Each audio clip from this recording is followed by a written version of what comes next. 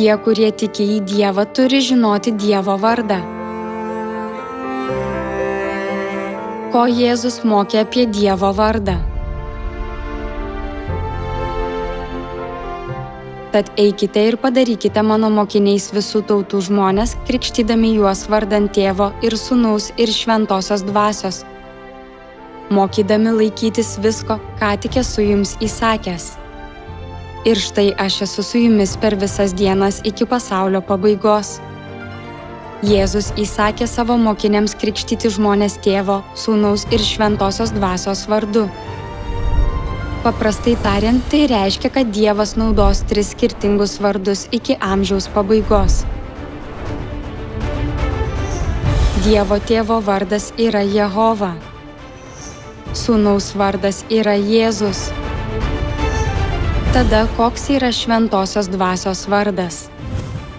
Jėzus leido apaštalui Jonui sužinoti, kad jo naujas vardas pasirodys ateityje.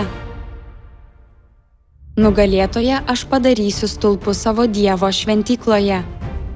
Užrašysiu ant jo savo naująjį vardą. Savo naująjį vardą yra Jėzaus naujasis vardas, kuris taip pat yra Šventosios Dvasios vardas. Jėzus liudijo, kad ateis laikas, kai jo naujasis vardas, tai yra Šventosios Dvasios vardas, bus duotas.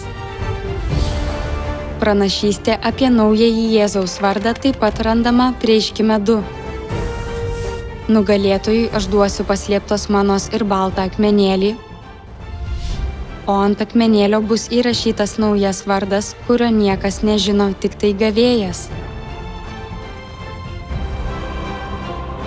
Jėzus duoda baltą akmenį su užrašytu nauju vardu tiems, kurie nugalės, tai yra šventiesiems, kurie bus išgelbėti. Ką čia reiškia žodis akmuo? Ženkite prie jo, gyvojo akmens. Akmuo simbolizuoja Jėzų, kuris atėjo kūne. Todėl naujasis vardas ant akmens yra Jėzaus naujasis vardas. Biblija mus moko, kad tik šventiesiems, kurie bus išgelbėti, bus duotas Jėzaus naujas vardas. Todėl, paklusdami Jėzaus mokymui, turime tikėti Šventosios Dvasios vardu, tai yra Jėzaus nauju vardu.